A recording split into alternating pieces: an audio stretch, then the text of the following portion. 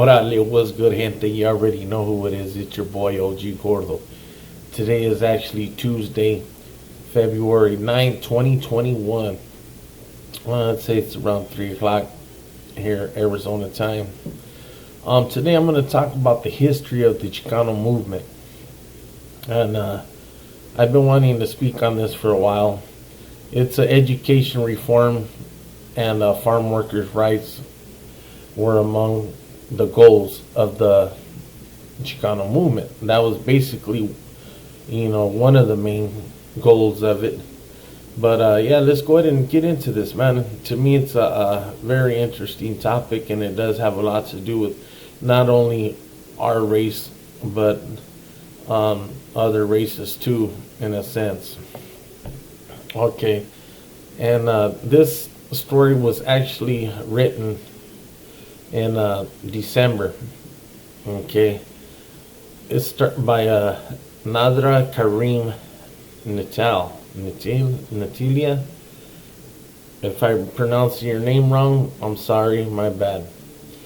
But it does go on to start. It starts off saying the Chicano movement emerged during the civil rights era with three goals. Okay, and for those of us who have studied on our history, know a little bit about this.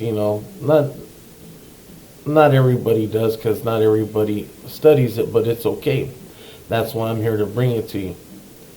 And first, one of the goals were the restoration of land and the rights for farm workers and education reform. Those were one of the top three goals, man. But before the 1960s, Latinos largely lacked influence in the national politics. And to be honest with you, still to this day we do. We do not have very many people up there in the high, and as far as like up there in the government. We have a few, but not very many. And that changed when the Mexican American Political Association worked to elect John F. Kennedy as the president in the 1960s, establishing Latinos as a significant voting bloc. See, and that's why a lot of our people loved John F. Kennedy. John F. Kennedy was basically our Abraham Lincoln, basically, kind of like how he did for the blacks. He freed the slaves and stuff like that. So that's just my opinion on it, my outlook. But after Kennedy when he did take office, he showed major gratitude, but not only to opposing Hispanics to the post in his administration, but also by considering the concerns of the Hispanic community. So yes, he was a very good president. He did listen to our concerns, and he did realize what was going on with us.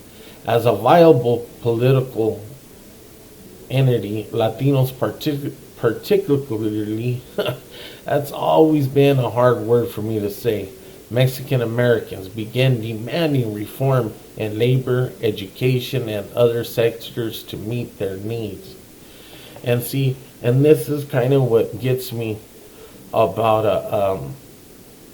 us with the Mexicanos, like the Mexican nationals. And I know you guys have seen some of my other, when I spoke on it, how it just bothers me how Mexican nationals and Mexican Americans have this wedge that's been driven in between them. But also, it wasn't that bad back in the 60s, also because you got to realize a lot of them were first generation Hispanics. A lot of them, their parents had just got here maybe 10, 15 years, and so all they spoke was Spanish. You know what I'm saying? That was their first language that they learned in their home. So it was a lot different in a lot of ways. And I don't know, man. It's just it's sad, but it is what it is, man. So I'm sorry, but I did lose my track here. Um, historic ties. Okay, we're gonna get into the historic ties that we've had, uh, basically since the 50s. I mean, they go on way before that, but I'm just saying the Hispanic community activism predates the 1960s. In the 1940s and the 50s, for example, okay, let me give you an example here. Hispanics won two major legal victories. The first was Mendez v. Westminster Supreme Court, was a 1947 case that prohibited segregating Latino school children from white children. Okay, it's proved to be an important predecessor to Brown versus Board of Education, in which the U.S. Supreme Court determined that a separate but equal policy in schools violated the Constitution. In 1954, the same year Brown appeared before the Supreme Court, Hispanics achieved another legal feature in Hernandez versus Texas. In this case, the Supreme Court ruled that the 14th Amendment granted equal protection to all racial groups, all of them, not just black and white people. Okay, so every single color, I don't, if you were purple, whatever, it didn't matter. And you know what? Some of us are so damn dark. We do look purple, but it's all good. Like the homie R.I.P. Blue. In fact, that's why we called him Blue, because the homie was so damn black, he was blue. You know what I mean? I just got to throw a little humor in there, man. But like I said, in the 1960s and the 70s, Hispanics not only pressed for equal rights, but it also began the question, the Treaty of Guadalupe Hidalgo. This 1848 agreement ended the Mexican-American War and resulted in America acquiring territory from Mexico that currently comprises the southwestern United States. Okay.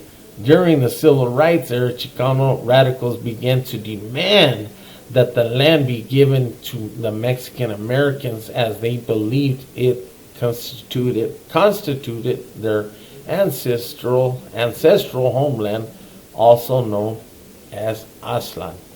Okay, and that's why us in Arizona, we either say Arisa for Arizona, short for Arizona, or Arislan, for Aslan, but Arizona,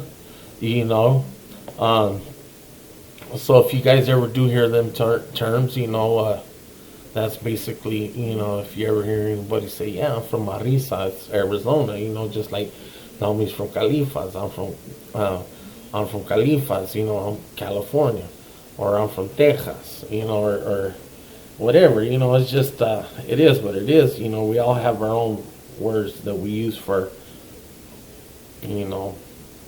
but anyways, it does say, which, American acquiring territory from Mexico that currently comprise our southwestern United States. Okay, Chicano radicals began to demand that they wanted their land back, like I had said.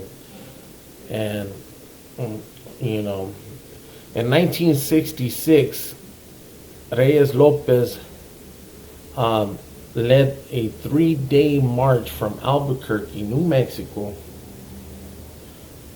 to the state capital of Santa Fe, where he gave the governor a petition calling for the investigation of Mexican land grants. He argued that the U.S. annexation of Mexican land in the 1800s was illegal. Okay, activist Rodolfo Corky Gonzalez, known as the poem Yo Soy Joaquin, or I Am Joaquin, also backed a separate Mexican American state.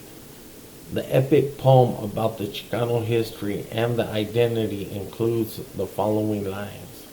All right, now let me. This is pretty neat, man. The Treaty of Hidalgo has been broken, and is but another treacherous promise. My land is lost and stolen, but my culture has been raped. All right. And then, that was just a verse, not a verse, but a little, I guess, scripture, or I don't know, however you would put it.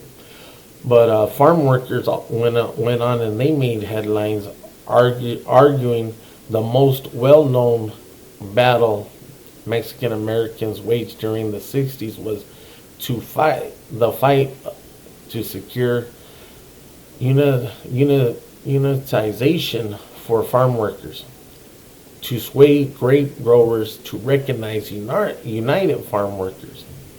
The Delano, which is Delano, California, union launched by Cesar Chavez and Dolores Huerta, a national boycott of grapes began in 1965. Grape pickers went on strike, and Chavez went on a 25-day hunger strike in 1968. And if you notice, I don't know if you really notice this, but it is very rare that you even see our gente in Mexico, our family that live there, even eat grapes. I think it's kind of like our Native Americans, how they feel about gold, for instance. I mean, that's just my opinion. I don't know. I'm just going off of my own, to what I'm thinking. But if you notice, really, when you go over there, I really haven't seen none of my familia have any fucking grapes, any uvas, But like the old saying is, you gotta bust the grapes to drink the wine, But a philosophy of a movement. Students played a central role in the Chicano fight for justice. Notable students groups included the United Mexican American Students and Mexican Americans Youth Association. Members of such groups staged school walkouts in Los Angeles in 1968 and in Denver in 1969 to protest high dropout rates among Chicano students, a ban on speaking Spanish, and related issues. Yeah, and think about it, man, think about it. And it's still, it hasn't happened in a while, but I've actually heard shit like that where people have said, hey, it's never happened to me, but I've actually heard, like, from my father or just other people just be like, we're in a job setting, for instance, and the employers will get mad, hey, you guys can't be, speaking Spanish on the job. You know what I'm saying? Or shit like that. You still hear of it, believe it or not. It's pretty crazy. But by the next decades, both of the Department of Health and Education and Welfare, and the U.S. Supreme Court declared it unlawful to keep the students who couldn't speak English from getting an education. And I assume that's probably when they came out with ESL. I don't know if you guys remember ESL, English as a Second Language. I remember that in school growing up.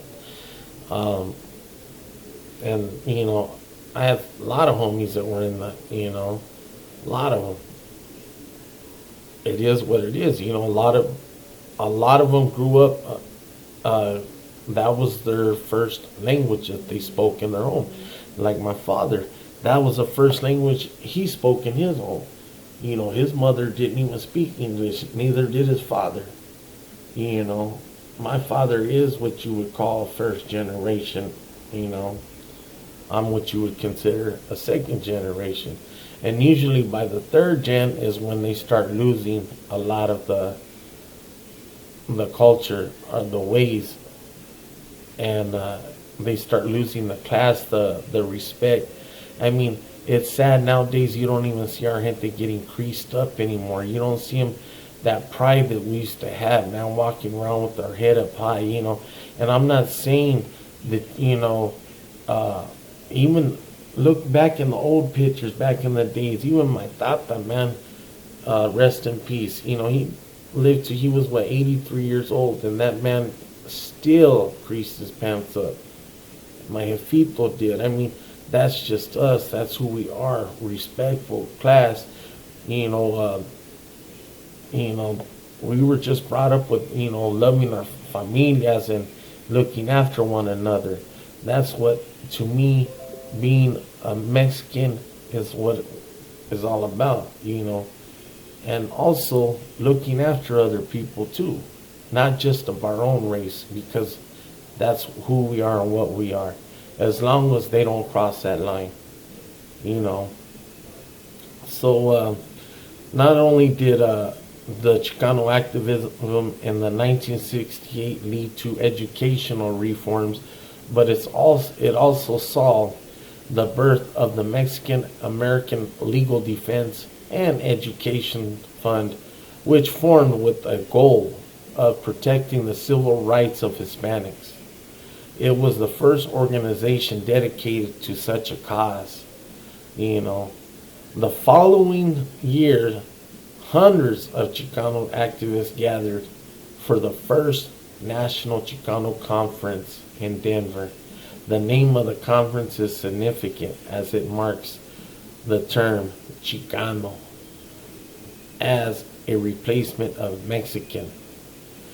At the conference, activists developed a manifesto of sorts called El Plan de Aztlán, or the spiritual plan of Aztlán. I don't know, man. I just thought this would be a great topic to talk about. I hope you guys enjoyed this story. And it's not so much a story, it's history, and these are facts. So it's not a story. Let me correct myself on that. But first of all, do me a favor. Hit that like button, that subscribe button if you guys haven't already subscribed to my channel. And do me a favor, share on all platforms.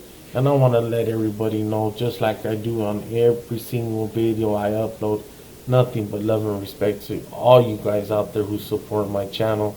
And if you guys even run across my channel and you just decide to subscribe, man, believe me, I appreciate it. And it means a lot, and that's what makes my channel roll call state to state.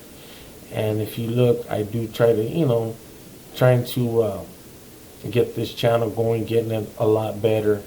So, but I've only been doing it with your guys' help, man. Like I said, if it wasn't for you guys, there would be no roll call state to state. But do me a favor, man, smash that like button, smash that motherfucker, and smash that subscribe button. All right, and make sure you tell your homies, your homegirls, man. Tell them. Let them know, especially Saturdays. Every Saturday I hold kickback Saturdays. We bump rolas, music. We just kick it, man. Have a good time. BS around. Everybody, ain't no hating going on in my chat room. None of that, It's all about love and respect, man. And just, being positive vibes and positive energy and doing it, man. But that's all I got to say. This is OG Gordo, and I'm signing out. You guys stay up and have a good one, man.